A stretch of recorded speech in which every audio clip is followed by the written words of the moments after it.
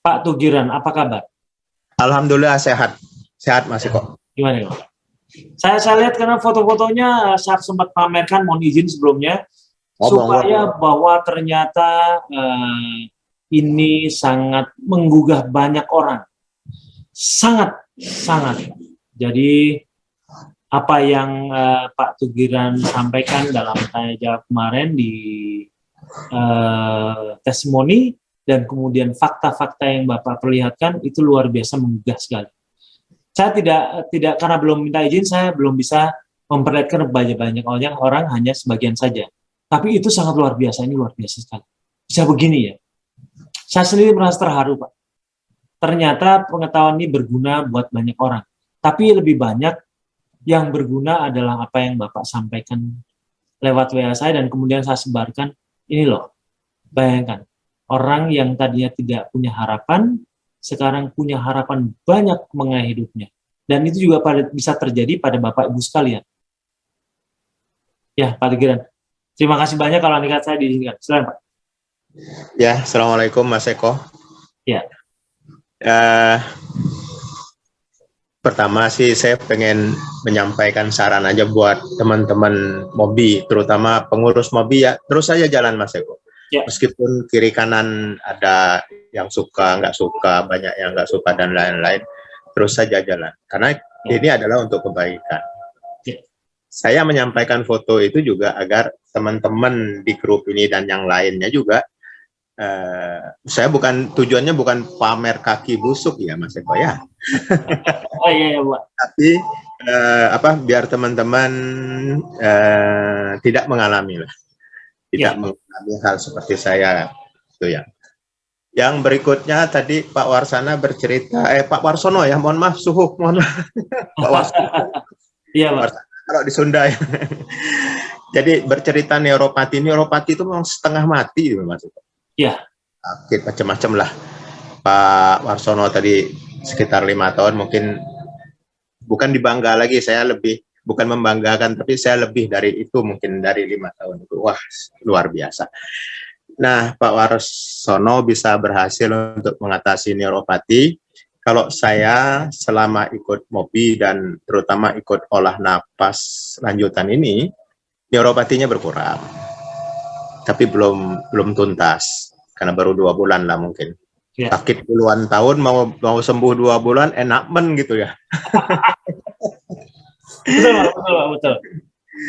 Ya. Tapi banyak berkurang neuropatinya.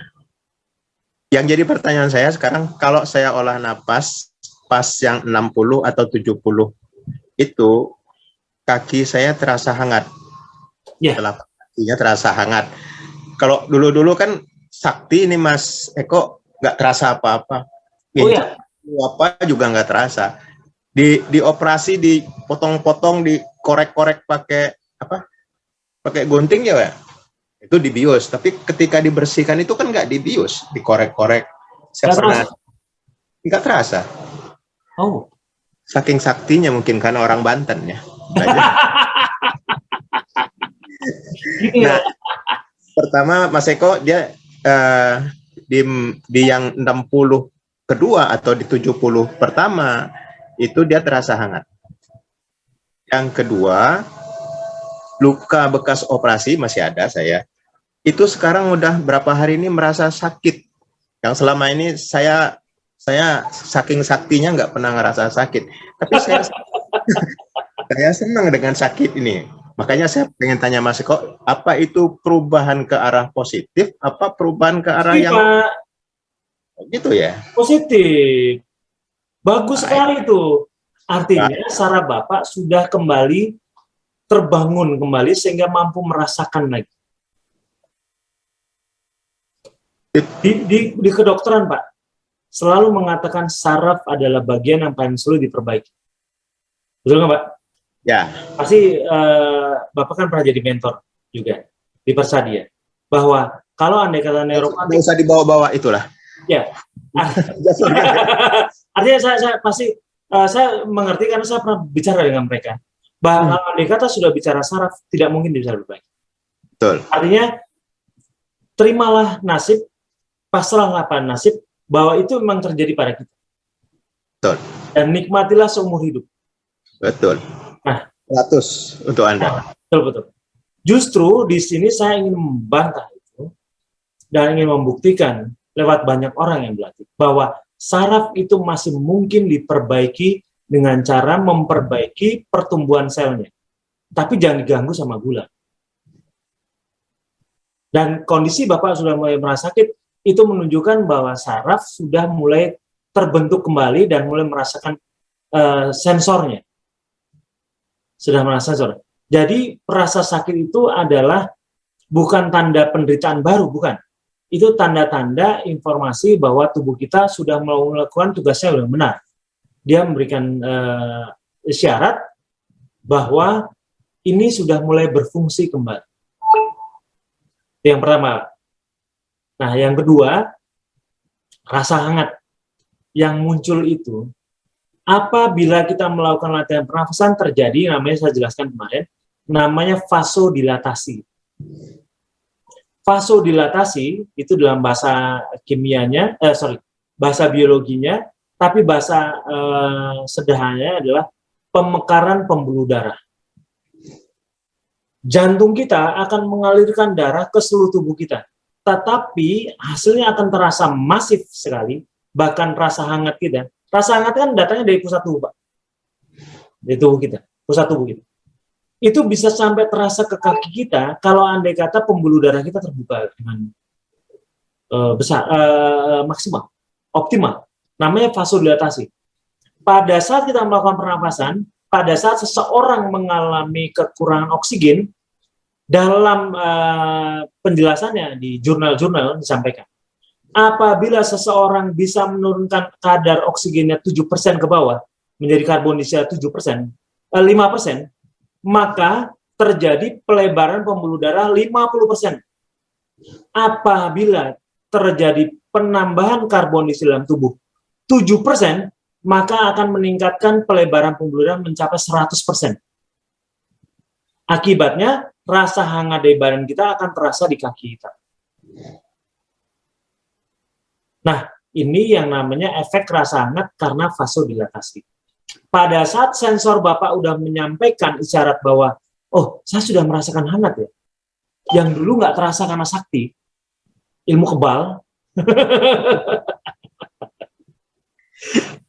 Bapak sudah bisa merasakan, artinya fungsi saraf Bapak sudah mulai berfungsi kembali.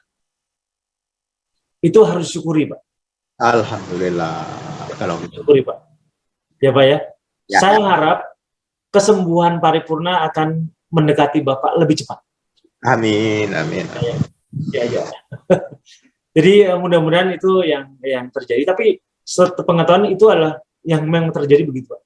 Orang-orang yang menuju sembuh, saya wawancari orang-orang yang punya kasus seperti Bapak, seperti kasus Mas Haris, ya, kasus Pak Turaihan, terus kasus orang-orang yang mau diamputasi, dia selalu dimulai dengan rasa gatal dan sakit pada saat awal-awal. Terus kemudian menutup, Pak, menghilang, dan kemudian sembuh. Ya, Pak ya.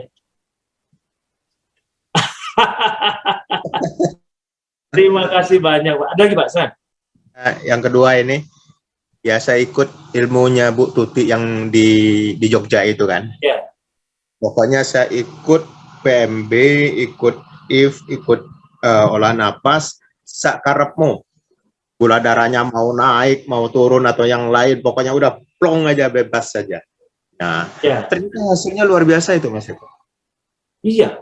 Ternyata gula darah saya ya baik-baik aja, meskipun rada nakal kadang-kadang dia naik gitu kan. Terus beberapa hari yang lalu ya kayak hasil lab, kolesterol, trigliserid dan lain-lainnya, dokter juga nanya-nanya ini. Kalau menurut versi dokter saya memang karena makan obat kan, gitu ya. Dia bilang kalau Bapak nggak mau makan obat ya nggak usah berobat ke saya, ya udah kalau gitu saya selesai. Ya, yang ini Mas Eko yang saya senang gembira juga bahwa saya USG ginjal. Ya. Nah, hasilnya banyak perbaikan yang luar biasa di hasil USG ginjal itu. Ya. Hanya tadi Ibu siapa itu ya ya ikutin aja lah terus dengan sabar, dengan disiplin, dengan ya apa kata orang biarin aja lah gitu ya maksudnya. Sehingga nanti yang membuktikan buat saya tetap kontrol kayak apa ke medis, artinya saya tahu ginjal saya baik atau enggak dari medis kan. Saya tetap kontrol ke medis, artinya ketika saya pengen tahu ginjal saya baik atau enggak, saya harus USG ginjal dan seterusnya. Ketika saya pengen tahu jantung saya bermasalah atau tidak, saya echo jantung, EKG jantung dan seterusnya.